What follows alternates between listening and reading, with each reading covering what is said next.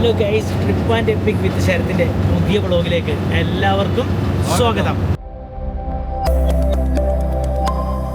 അപ്പോൾ ഇന്ന് നമ്മൾ പോകുന്നത് ദുബായിൽ നിന്ന് മുസാണ്ടത്തിലേക്കാണ്. മുസാണ്ടം എന്ന് പറയുന്നത് ഒമാനിലെ ഒരു മെയിൻ ആയിട്ടുള്ള ഒരു ടൂറിസ്റ്റ് പ്ലേസ് ആണ്. ദുബായിൽ നിന്ന് ഏകദേശം ഒരു 2-2.5 മണിക്കൂർ ട്രാവൽ ഉണ്ട് അങ്ങോട്ടേക്ക്. അപ്പോൾ അടിപൊളി സ്ഥലമാണ് കേട്ടോ മുസാണ്ടം എന്ന് പറയുന്നത്. അപ്പോൾ നമ്മൾ മുസാണ്ടത്തേക്ക് പോകണം, ബൈ റോഡാണ് പോകുന്നത്. അപ്പോൾ നമുക്ക് മുസാണ്ടം പോകുന്ന വഴിയുള്ള മുസാണ്ടത്തെ കാഴ്ചകളൊക്കെ കണ്ടിട്ട് ഓടിക്കാം.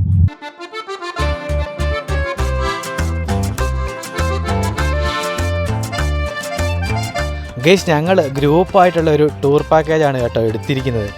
മൊത്തം 100-നടുത്ത് ആൾക്കാരുണ്ട് ഞങ്ങളുടെ ഈ ഗ്രൂപ്പിൽ. അതുപോലെ തന്നെ 2 ബസ്സിലായിട്ടാണ് ഞങ്ങൾ പോകുന്നത്. ഈ കാണുന്ന മിനി ബസ്സിൽ ഏകദേശം 20ഓളം ആൾക്കാരുണ്ട്. ഞാനും രജനീഷ് ഭായിയും പിന്നെ നമ്മുടെ ഈ വണ്ടി ഓടിക്കുന്ന അനീഷ് ഭായിയും മാത്രമേ മലയാളികളായിട്ടുള്ളൂ. ബാക്കി എല്ലാവരും ഹിന്ദിക്കാരാണ്. പക്ഷേ എല്ലാവരും വൈബാണ് കേട്ടോ, അടിപൊളി ആൾക്കാരാണ്. ഫാമിലിയാണ് കൂടുതലും ഇതിനകത്തുള്ളത്. അതുപോലെ തന്നെ ഈ വണ്ടി ഓടിക്കുന്ന അനീഷ് ഭായ് ചില്ലറക്കാരനല്ല കേട്ടോ, ഇയാളാണ് ശരിക്കും പറഞ്ഞാൽ ഈ ട്രാവൽ ഏജൻസിയുടെ ഓണർ എന്ന് പറയുന്ന ആൾ. അപ്പോൾ ഡ്രൈവർ പെട്ടെന്ന് ലീവ് എടുത്തത് കാരണം പുള്ളി വണ്ടി ഓടിക്കുകയാണ്. അപ്പോൾ നമ്മൾ ഒരു രാവിലെ 6 മണിക്ക് ദുബായിൽ നിന്ന് ഇറങ്ങി ഈ ട്രിപ്പ് സ്റ്റാർട്ട് ചെയ്തു. 6 മണിക്ക് തുടങ്ങിയാൽ മാത്രമേ നമുക്ക് തിരിച്ച് രാത്രി ഒരു 9 മണിയൊക്കെ ആകുമ്പം ദുബായിൽ തിരിച്ചെത്താനായിട്ട് സാധിക്കുള്ളൂ.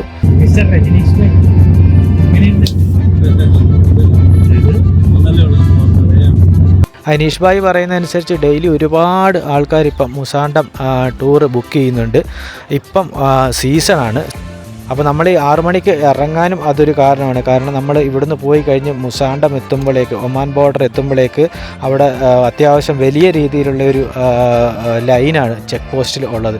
മുസാണ്ടത്തേക്ക് ടൂർ പോകുന്നവർ ശ്രദ്ധിക്കേണ്ട ഒരു കാര്യം എന്ന് പറഞ്ഞു കഴിഞ്ഞാൽ, നമ്മൾ ദുബായ് റെസിഡൻ്റ് ആണെങ്കിൽ നമുക്ക് എമിറേറ്റ്സ് ID ഉണ്ടാവണം. അതുപോലെ തന്നെ ഒറിജിനൽ പാസ്പോർട്ട് കൈ കരുതണം. അതുപോലെ തന്നെ നിങ്ങൾ ടൂറിസ്റ്റ് വിസയിലാണ് ഉള്ളതെങ്കിൽ നിങ്ങൾ പാസ്പോർട്ട് കയ്യിൽ കരുതണം. അതുപോലെ വിസ കോപ്പി കൈ കരുതണം. ഈ ട്രിപ്പിന് ഞങ്ങൾ പേ ചെയ്തിരിക്കുന്ന ഏകദേശം 169 ദിർഹംസ് ആണ്. അപ്പോൾ ഗൈസ്, നമ്മുടെ പോകുന്ന ട്രാവലർ നമ്മുടെ നിസാം ഭായ് ഉണ്ട്. നിസാം ഭായിയുടെ ഒരു സോങ് ആണ് എടുത്തായിട്ട്. നിസാം ഭായ് നല്ല പാട്ടുകാരനാണ്, ഉടിവെട്ട് പാട്ടായിരിക്കും. നിസാം ഭായിയുടെ ഒരു പാട്ട് കേൾക്കാം. ഓ സൂപ്പർ. जानम देख लो मिट गई दूरियां, मैं यहाँ हूँ यहाँ कैसी सरहदें कैसी मजबूरियां, मैं यहाँ हूँ यहाँ तुम छुपा ना सकोगी मैं वो राज हूँ, तुम भुला ना सकोगी मैं वो राज हूँ, जानम देख लो मिट गई दूरियां, मैं यहाँ हूँ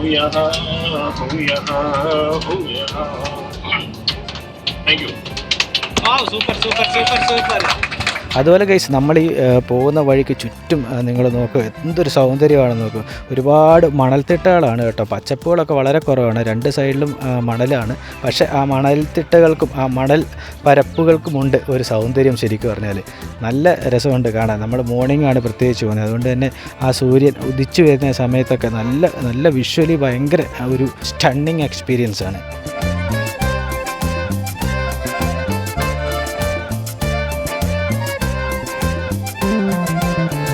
അങ്ങനെ നമ്മുടെ അടുത്തത് രജനീഷ് ഭായി ആണ് കേട്ടോ പാടാൻ പോകുന്നത്.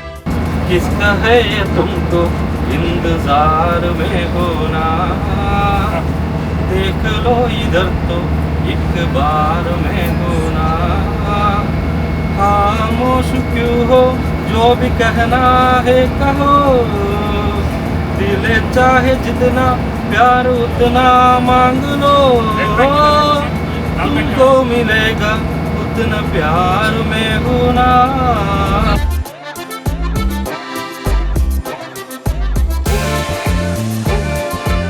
അപ്പോൾ ഈ ടൂർ ഏജൻസിയുടെ പേര് എന്ന് പറയുന്നത് അറബ് എക്സ്പെഡീഷൻ എന്നുള്ളൊരു കമ്പനിയാണ്. ഇതൊരു പ്രൊമോഷൻ ഒന്നുമല്ല കേട്ടോ.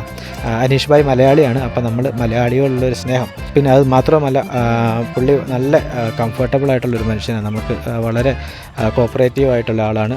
ടെൻഷൻ ഫ്രീ ആക്കി വളരെ കമ്പനിയായിട്ട് നമ്മളെ ടൂർ പാക്കേജ് എടുത്തു കഴിഞ്ഞാൽ നമ്മളെ അവിടെ കൊണ്ടുപോയി വളരെ സേഫ്റ്റിയോടെ തിരിച്ചുകൊണ്ട് വിടുകയും ചെയ്യും. प्यार का गीत है, इसे हर दिल को गाना पड़ेगा. जिंदगी गम का सागर भी है, हंस के उस पार जाना पड़ेगा. അങ്ങനെ നമ്മൾ ഏകദേശം ഒമാനിലേക്ക് അടുത്ത് എത്താറായിട്ടുണ്ട്. ഒമാനിലേക്ക് എത്താറായി എന്ന് നമുക്ക് ഈസി ആയിട്ട് മനസ്സിലാക്കാം. എന്താണെന്ന് വെച്ച് കഴിഞ്ഞാൽ രണ്ട് ചുറ്റും വലിയ വലിയ മലകളാണുള്ളത്. ഈ മലകളൊക്കെ കണ്ടു തുടങ്ങുമ്പോൾ നമുക്ക് മനസ്സിലാക്കാം ഏകദേശം നമ്മൾ ഒമാനോട് അടുത്തിട്ടുള്ളത്. ഒമാനിൽ മൊത്തം ഇതുപോലെയുള്ള വലിയ വലിയ കുന്നുകളും മലകളും ഒക്കെയാണ് കേട്ടോ. അവിടെ ഇവിടെ ചെറിയ പച്ചപ്പടമൊക്കെ കാണാം നമുക്ക് ഈ മലമുകളിൽ. അതുപോലെ മറ്റൊരു ഞെട്ടിപ്പിക്കുന്ന സത്യം എന്ന് പറഞ്ഞാൽ ഇവർ ഈ മലയുടെ ഇടയ്ക്കൊക്കെ വെട്ടി ക്ലിയർ ആക്കിയിട്ടാണ് കേട്ടോ ഈ റോഡൊക്കെ ഇങ്ങനെ സെറ്റ് ചെയ്തിരിക്കുന്നത്. ഒരുപാട് കഷ്ടപ്പെട്ടിട്ടുണ്ടാവും ഇവർ. കാരണം ഈ മലയുടെ സൈഡൊക്കെ വെട്ടി ക്ലിയർ ചെയ്ത് നമ്മുടെ നാട്ടിലൊക്കെ ഒരു അല്ലെങ്കിൽ മറ്റൊരു നാട്ടിലൊരു റോഡ് ഉണ്ടാക്കുന്ന പോലല്ല, അതിൻ്റെ ട്രിപ്പിൾ മടങ്ങ് അല്ലെ അതിലും മേലെ അധ്വാനം ആവശ്യമായിട്ട് വരുന്നൊരു കാര്യമാണ്. കാരണം ഇത്രയും വലിയ മലകൾക്കിടയിൽ ഒരു റോഡ് വെക്കുക എന്ന് പറഞ്ഞു കഴിഞ്ഞാൽ ഭയങ്കര കഷ്ടപ്പാടാണ്. അതുപോലെ തന്നെ ഈ മലകൾക്ക് സൈഡിൽ ഇവർ റോഡിനോട് ചേർന്നുള്ള സൈഡുകളിൽ ചെറിയ ചെറിയ തട്ടുകളായിട്ട് കട്ട് ചെയ്ത് വെച്ചിട്ടുണ്ട്.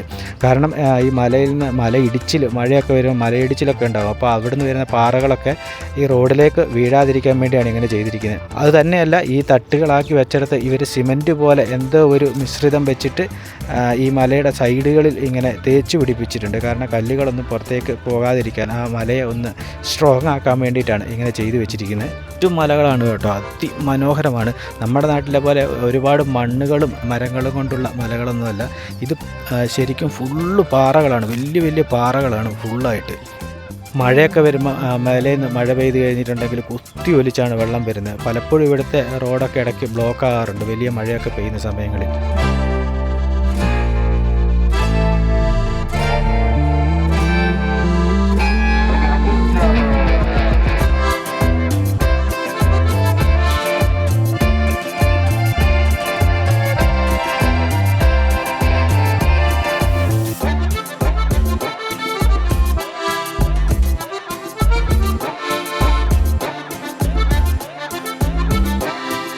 അങ്ങനെ നമ്മൾ 2 മണിക്കൂറത്തെ ട്രാവലിന് ശേഷം ദിബ്ബ ടൗണിലെത്തിയിരിക്കുകയാണ്.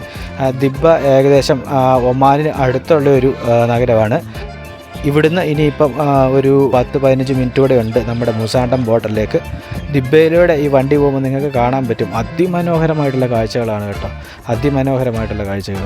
ഇവിടുത്തെ നഗരങ്ങളൊക്കെ കണ്ടു കഴിഞ്ഞാൽ അതിമനോഹരമാണ് കേട്ടോ. ഇവിടുത്തെ ബിൽഡിംഗ് ഒക്കെ കണ്ടു കഴിഞ്ഞാൽ ഒരു ബ്രിട്ടീഷ് കൾച്ചർ അല്ലെങ്കിൽ ഒരു അതിപുരാതനമായിട്ടുള്ള നഗരത്തിലൂടെ പോകുന്ന പോലെ ഉണ്ട്. അതുപോലെയാണ് ഇവിടുത്തെ ബിൽഡിംഗ് ഒക്കെ ഡിസൈൻ ചെയ്ത് വെച്ചിരിക്കുന്നത്.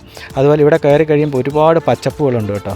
നമ്മളിപ്പോൾ ഇത്രയും വരുന്ന വഴിക്കൊക്കെ വലിയ മണൽ തിട്ടകളും അതുപോലെ തന്നെ കുന്നുകളും ഒക്കെ ആയിരുന്നു.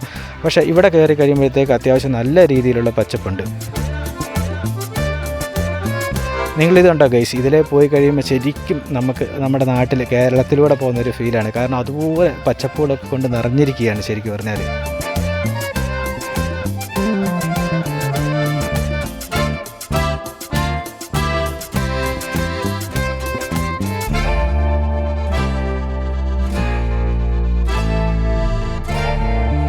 അപ്പോൾ ഈ ഒമാൻ എന്നുള്ള രാജ്യത്താണ് കേട്ടോ ഈ മുസാണ്ട എന്ന് പറയുന്ന പ്രകൃതി സുന്ദരമായ ഒരു സ്ഥലം, ആ കടലിടുക്ക് സ്ഥിതി ചെയ്യുന്നത്.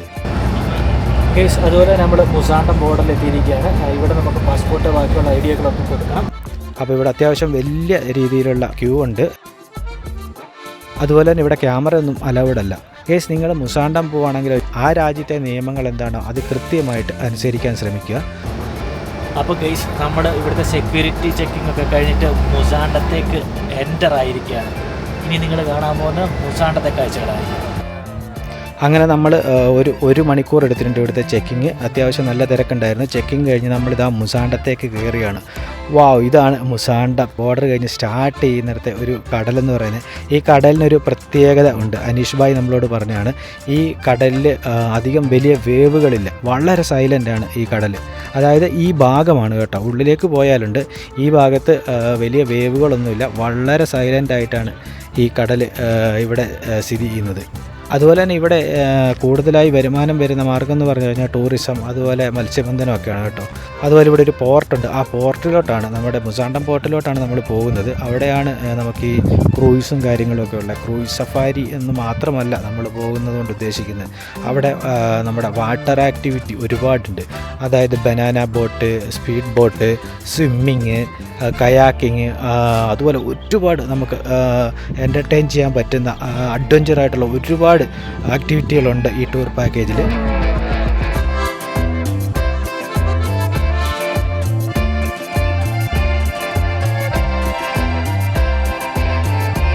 ഗെയ്സ്, നമ്മളപ്പം മുസാണ്ടം ഹാർബറിൽ എത്തിയിരിക്കുകയാണ്.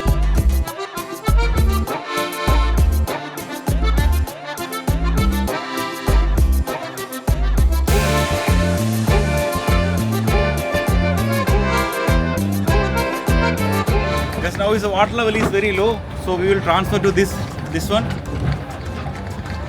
change to our boat for the green color.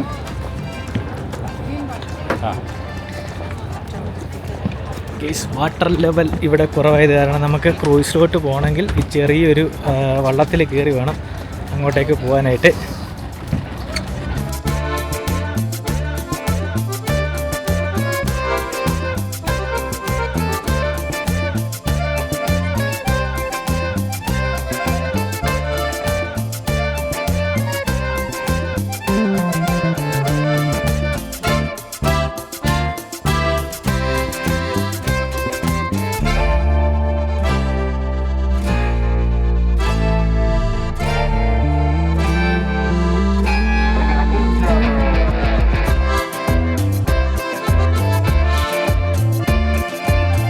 അപ്പം നമുക്ക് ക്രൂയിസിൽ എത്തിയിരിക്കുകയാണ്. ക്രൂയിസിൻ്റെ ഉൾവശമൊക്കെ ഒന്ന് കണ്ടു നോക്കാം ഗൈസ്.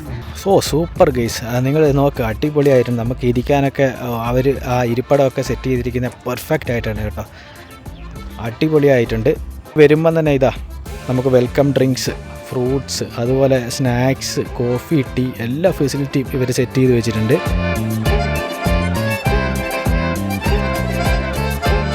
അതുപോലെ തന്നെ നമുക്കിന്ന് നേരെ ഈ ക്രൂസിൻ്റെ മേലെ ഒന്ന് പോയി നോക്കാം. രണ്ടാമത്തെ ടോപ്പ് ഫ്ലോറിൽ ഒന്ന് പോയി നോക്കാം.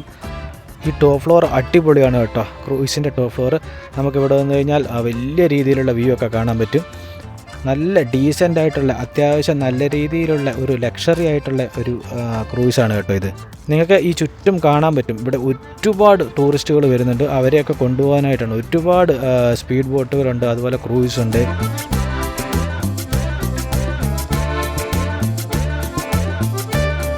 അപ്പോൾ നമ്മുടെ കൂടെയുള്ള മറ്റൊരു ബാച്ചിൻ്റെ ക്രൂസ് ഇത് സ്റ്റാർട്ട് ചെയ്ത് കഴിഞ്ഞു. അവർ പതുക്കെ ക്രൂസ് എടുത്തു കഴിഞ്ഞു. നമ്മളും ഇപ്പം തന്നെ സ്റ്റാർട്ട് ചെയ്യും.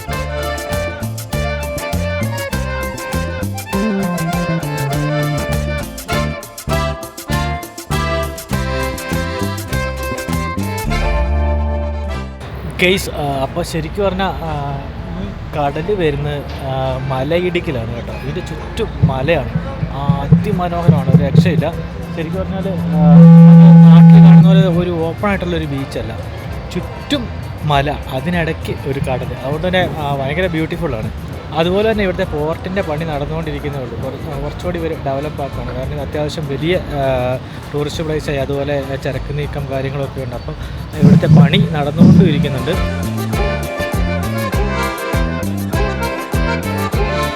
ഒരു 15 മിനിറ്റ്സിനകം നമ്മൾ ഇവിടുന്ന് സ്റ്റാർട്ട് ചെയ്യും. സ്റ്റാർട്ട് ചെയ്ത് കഴിഞ്ഞാൽ ഫസ്റ്റ് നമ്മൾ പോകുന്നത് ഹഫ ബീച്ച് എന്ന് പറയുന്ന ബീച്ചിലേക്കാണ്. ഇതിൽ ആക്ടിവിറ്റീസ് ഇൻക്ലൂഡ് ആയിരിക്കുന്നത് നമുക്ക് ബനാന ബോട്ട് റൈഡുണ്ട്, സ്പീഡ് ബോട്ട് റൈഡുണ്ട്, സ്വിമ്മിങ് ചെയ്യാം, സ്നോർക്കലിംഗ് ചെയ്യാം, കയാക്കിംഗ് ചെയ്യാം.